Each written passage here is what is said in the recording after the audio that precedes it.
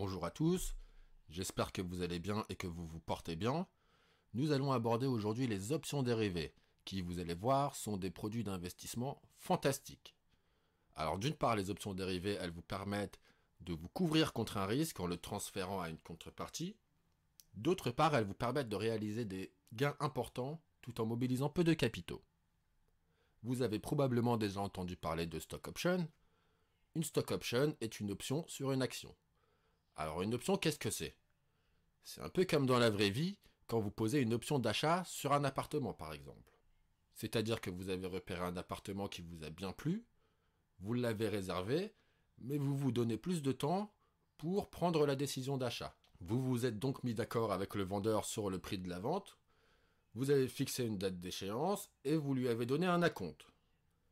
À la date d'échéance, soit vous achetez l'appartement et le vendeur vous déduit l'acompte que vous avez payé du prix de la vente, soit vous décidez de ne pas acheter l'appartement et le vendeur conservera votre acompte. Eh bien, une option dérivée, c'est exactement la même chose, sauf que ça portera sur des produits financiers, par exemple sur des actions, une stock option. Ça peut porter sur des devises, sur des matières premières, voire même sur d'autres produits dérivés. Alors, la définition d'une option, c'est un contrat par lequel un opérateur acquiert le droit d'acheter ou de vendre un sous-jacent à un prix et à une date fixée dans ce contrat. Qu'est-ce qu'un sous-jacent? Il s'agit tout simplement du marché sur lequel l'option est basée. Il s'agit du marché à partir duquel l'option est dérivée. Par exemple, si je vous dis une option sur l'or, le sous-jacent de cette option sera le cours de l'or.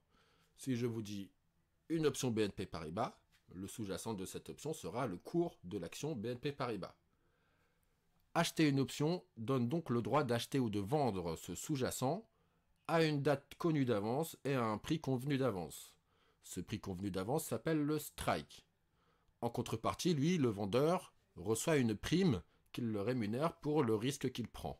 Et cette prime, dans notre exemple précédent, ça correspond à l'acompte. Cette prime est donc le prix de l'option. Notez aussi qu'il existe toutes sortes d'options. Dans cette vidéo, pour que ce soit plus clair, on va parler uniquement d'options européennes, c'est-à-dire d'une option qui s'exerce uniquement à la date d'échéance, mais nous verrons dans d'autres vidéos qu'il existe différentes options qui peuvent s'exercer pendant une période, qui peuvent s'exercer de plusieurs manières différentes. Nous verrons ça dans d'autres vidéos. Alors, il existe des options d'achat et des options de vente. Une option d'achat vous permet d'acheter le sous-jacent, une option de vente vous permet de vendre le sous-jacent à l'échéance. Une option d'achat s'appelle un call, une option de vente s'appelle un put. Lorsqu'un acheteur achète une option d'achat, il va exercer son option si à l'échéance c'est intéressant pour lui. C'est-à-dire pour un call, il exercera son option si le cours du sous-jacent est supérieur à son strike et à la prime qu'il a payée à l'échéance. Sinon, c'est pas intéressant pour lui d'exercer son option. On parle donc de droit d'acheter et non d'une obligation. L'acheteur d'une option a le droit d'acheter le sous-jacent ou de le vendre, mais pas l'obligation. Alors que le vendeur de l'option, lui, c'est tout autre, il est obligé.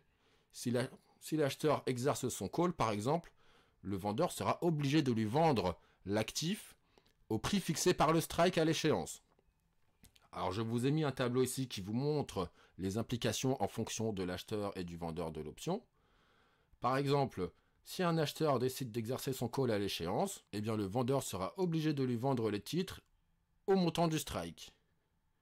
Si l'acheteur à l'échéance exerce son droit de vente, le vendeur de l'option sera obligé d'acheter à l'acheteur les titres au strike. Vous voyez donc qu'il s'agit d'un transfert de risque entre l'acheteur de l'option et le vendeur de l'option, puisque l'acheteur n'est pas obligé d'acheter le sous-jacent à l'échéance, alors que le vendeur, lui, sera obligé de lui livrer le sous-jacent si l'acheteur exerce son option, ou de lui vendre le sous-jacent. Notez aussi qu'une option selon son strike sera qualifiée de in the money, c'est-à-dire dans la monnaie, si elle est exerçable. Si l'option n'est pas exerçable, on la qualifiera de out of the money, hors de la monnaie. Et si l'option a un strike qui correspond au cours du sous-jacent, on parlera d'une option at the money. Donc on va illustrer tout ça avec un exemple pour que vous compreniez bien. On va prendre Monsieur Z.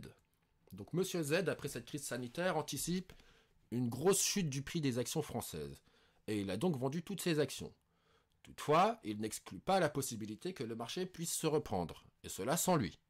C'est pourquoi il va décider de s'assurer contre cette possible remontée des marchés et il va acheter des options d'achat sur le CAC 40.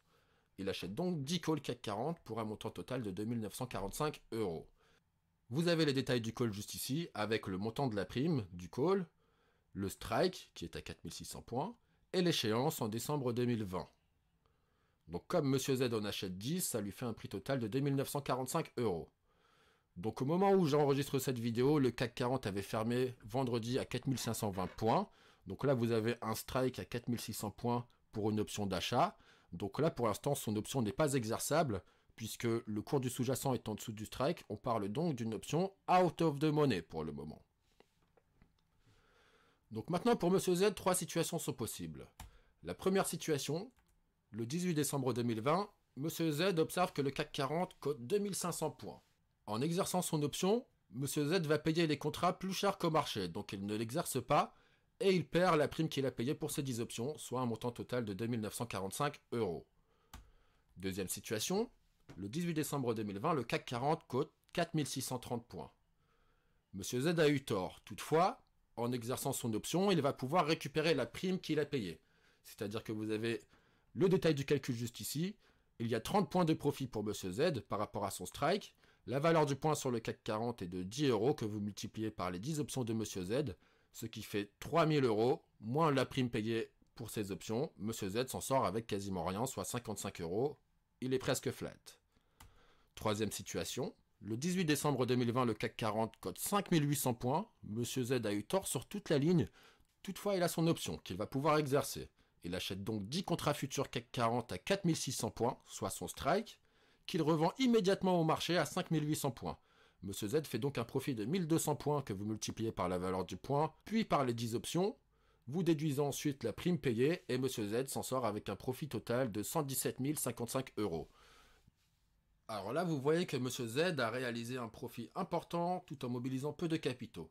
Et le pire, c'est qu'il a fait du profit en ayant tort, puisque l'option pour lui est une sécurité. Ça lui a permis de se couvrir contre un scénario qu'il jugeait peu probable, mais qui est quand même arrivé. Voici la représentation des résultats et des risques pour un acheteur de call et pour un acheteur de put. Sur le premier graphique, vous voyez que pour l'acheteur de call, à l'échéance, il fera du profit si le prix du sous-jacent dépasse le strike plus la prime payée. Ce profit pourra tendre vers plus l'infini à mesure que le prix du sous-jacent augmente à l'échéance. Si à l'inverse, à l'échéance, le prix du sous-jacent est en dessous du strike, eh bien la perte se limitera au montant de la prime payée et ce, peu importe le prix du sous-jacent, même s'il devait venir à 0. Pour un acheteur de put, il sera en profit à l'échéance si le prix du sous-jacent passe sous le strike moins la prime payée. Et ce profit pourra tendre au maximum jusqu'au montant du strike moins la prime payée, car un actif tombe rarement sous 0.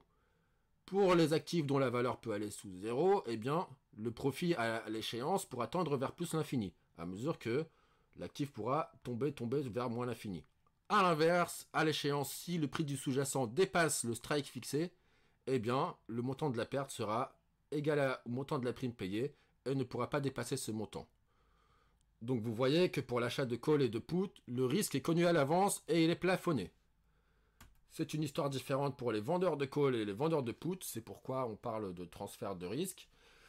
Sur le premier graphique, vous avez la représentation des résultats et des risques pour un vendeur de call, et à l'échéance, si le prix du sous-jacent dépasse le strike plus la prime payée par l'acheteur, eh bien le vendeur de call s'expose à une perte qui peut tendre vers plus l'infini à mesure que le prix du sous-jacent sera haut. A l'inverse, si le prix du sous-jacent à l'échéance est sous le strike plus la prime payée par l'acheteur, eh bien le vendeur fera un profit plafonné au montant de la prime encaissée par l'acheteur, et ce, même si l'actif devait descendre à 0. Pour le vendeur de put, le résultat à l'échéance sera si le prix du sous-jacent passe sous le strike moins la prime payée par l'acheteur, eh bien la perte du vendeur de put pourra tendre vers le strike moins la prime payée par l'acheteur, dans le cas d'un actif qui ne peut tomber sous 0. Si l'actif, le sous-jacent, peut aller sous les 0, eh bien la perte du vendeur de put tendra vers plus l'infini, à mesure que l'actif passera sous les 0. Si à l'inverse, à l'échéance, le prix du sous-jacent est au-dessus du strike, eh bien le vendeur de put aura un profit qui se plafonnera au montant de la prime encaissée, et ce, peu importe le prix du sous-jacent. Alors notez que les options peuvent s'échanger avant leurs échéances, on parle alors de trading d'options. La valeur à prendre en compte est donc leur valeur intrinsèque à laquelle on ajoute la valeur temps. La valeur intrinsèque de l'option, donc c'est la valeur de l'option, c'est-à-dire le cours du sous-jacent moins son strike. Et vous ajoutez la valeur temps. En revanche, la valeur temps, elle dépend de plusieurs paramètres. Nous nous focaliserons sur ces paramètres dans une prochaine vidéo. Nous parlerons également du pricing des options.